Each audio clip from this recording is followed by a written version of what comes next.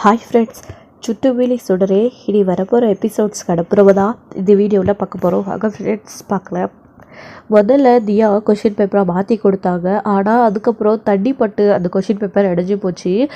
Original question பேப்பரை வந்த உடனே அதை எழுதி சுடருமே நல்ல மார்க் எடுத்துட்டாங்க. ஸோ இந்த ஸ்கூலில் ஸ்காலர்ஷிப்போடு சேர்கிறதுக்காக அவங்க ரெடியாக ஆயிட்டாங்க.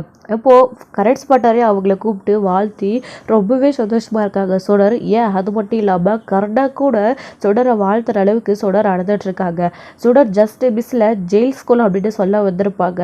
ஸோ கர்ணாவுக்கு சுடர் யாருன்ற விஷயம் தெரிய வந்திருக்கும். ஏன் அப்படின்னா ஏற்கனவே பிரின்சிபல் அங்கே கரஸ்பாண்டர் சொல்லிட்டு இருந்தாரு. ஸோ சுடர் வேலாயூர் படித்த பொண்ணு, அந்த ஊர்லேருந்து தான் அந்த பொண்ணு இங்கே சேர்ந்துருக்கு.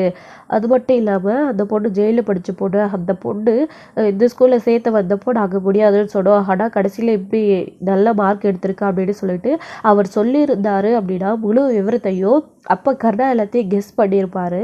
ஸோ யார் என்ன எப்படின்னு சொல்லிட்டு ஜஸ்ட் மிஸ்ஸில் அவருக்கு ஃபோன் வந்ததுனால அந்த பேச்சை பாதியிலே விட்டுட்டாங்களா. அதனால் சுடரை பற்றின விஷயம் தெரியறது கிடையாது. ஸோ நல்ல ஒரு அபிப்பிராயம் இப்போது கர்ணா சுடருக்கும் நல்ல ஒரு தெரிஞ்ச பொண்ணு மாதிரி நல்லா கேஷுவலாக பழக ஆரம்பிச்சிட்டாங்க. ஸோ வீட்டுக்கு வந்த உடனே அவங்களோட அம்மா கிட்ட சரளா கிட்ட சந்தோஷமாக சொல்லிட்டு இருக்காங்க தியா தருண் எல்லாருமே.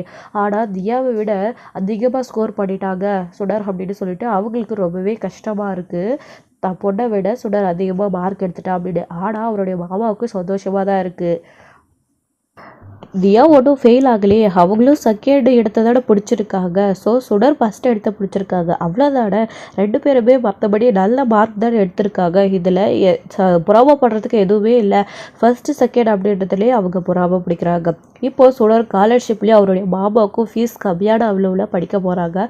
அதை நினச்சி அவங்களுக்கு அவ்வளோ சந்தோஷமாக இருக்குது. இப்போது சுடர் எல்லாருமே உட்காந்து சாப்பிட்டுட்டு இருக்கும்போது சரளாவையும் சாப்பிட சொல்கிறாங்க.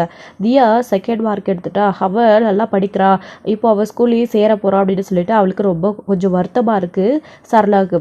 அவருடைய ஹஸ்பண்டும் பேசுகிறாரு, ஏன் இப்படி இருக்க, சாப்பிடு அப்படின்னு. நீங்கள் எல்லோரும் முதல்ல சாப்பிடுங்க, நான் அப்புறம் சாப்பிட்டுக்கிறேன் அப்படின்னு. ஏன் இப்போ என்னாச்சு, எதுக்கு முகத்தை டல்லாக வச்சுருக்கு அப்படின்னு.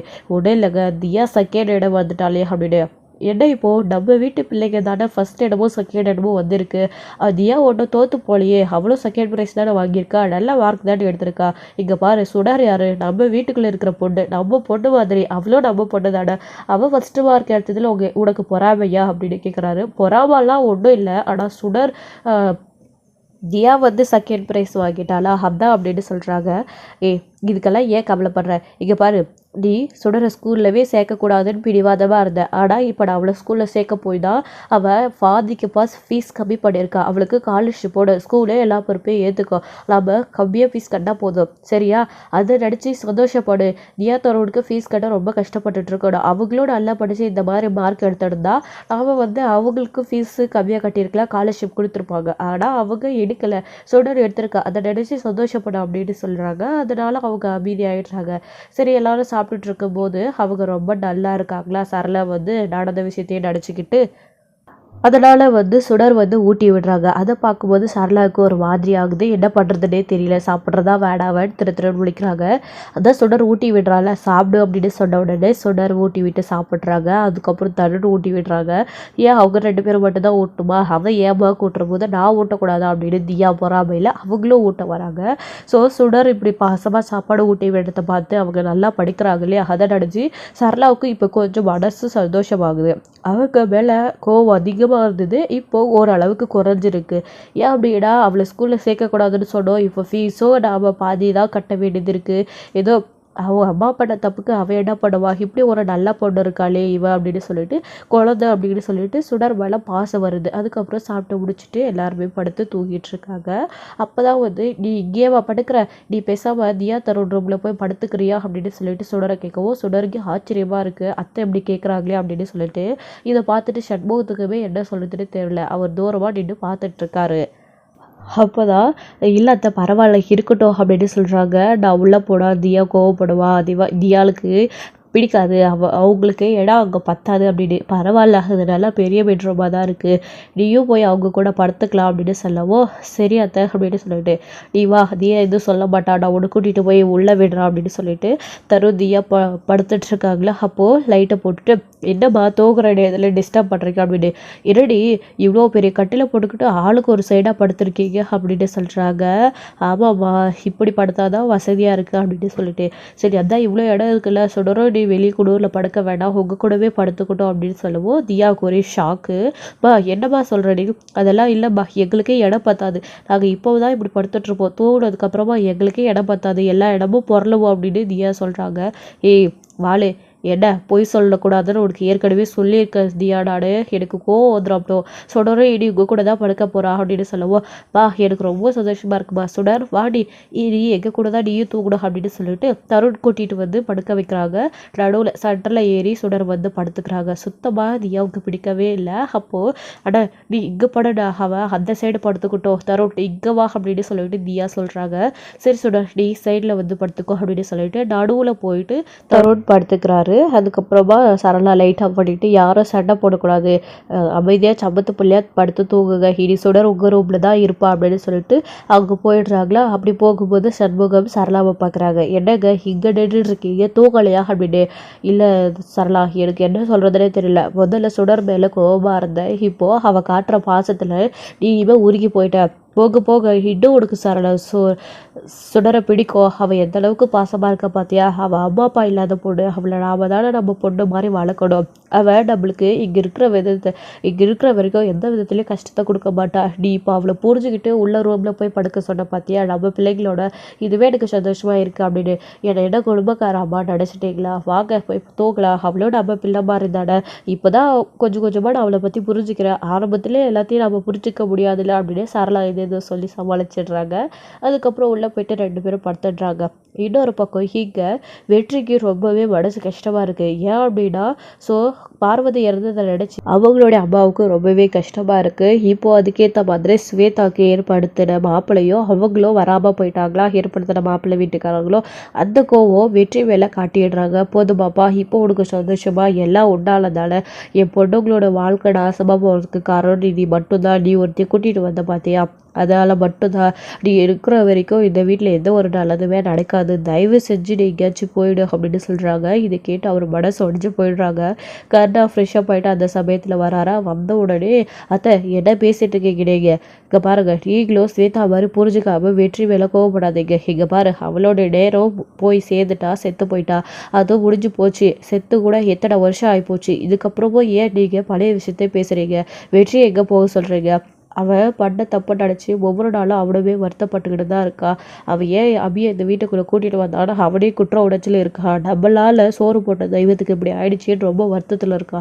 இந்த சமயத்தில் ஸ்வேதாவுக்கு மாப்பிள்ளை நீட்டு போன காரணத்தை வச்சுக்கிட்டு இவனை கோவப்பட்டு பேசாதீங்க, அவள் எங்கேயும் போக மாட்டான், இங்கே தான் இருக்கும், ஸ்வேதா பிடிவாதமாக இருக்கிறதுக்கு இவன் என்ன பண்ணுவான், அவள் எல்லாத்தையும் தெரிஞ்சுக்கிட்டு இந்த வீட்டில் இருக்கிற மாப்பிள்ளை தான் வேணும், மகேஷையும் புரிஞ்சுக்கிட்டு இருக்கிற மாப்பிள்ளை தான் வேணும்னு நினச்சா யார் ஒத்துப்பாங்க சொல்லுங்கள், நீங்களே சொல்லுங்கள். இந்த காலத்துலலாம் வீட்டோட மாப்பிள்ளையாக இருக்கிறது பெரிய விஷயம், அதுவும் பார்வதியோட குழந்தை கூடவே இந்த வீட்டில் எங்கள் கூடவே இருக்கிறேன்னு சொன்னால் யாரும் ஒத்துக்க தான் மாட்டாங்க அவ்வளோ சீக்கிரம். அதுக்காக வெற்றியை நீங்கள் கோவப்பட்டு இப்போது இந்த மாதிரி பேசிகிட்டு இருக்கீங்க, இனி இந்த மாதிரி வெற்றி கிட்ட பேசாதீங்க, வெற்றி நீ முதல்ல எங்கேருந்து போக அப்படின்னு சொன்னதும், இல்லை காரணா அது அம்மா கரெக்டாக தானே சொல்கிறாங்க அப்படின்னு சொல்லிட்டு வெற்றி சொல்கிறாரு.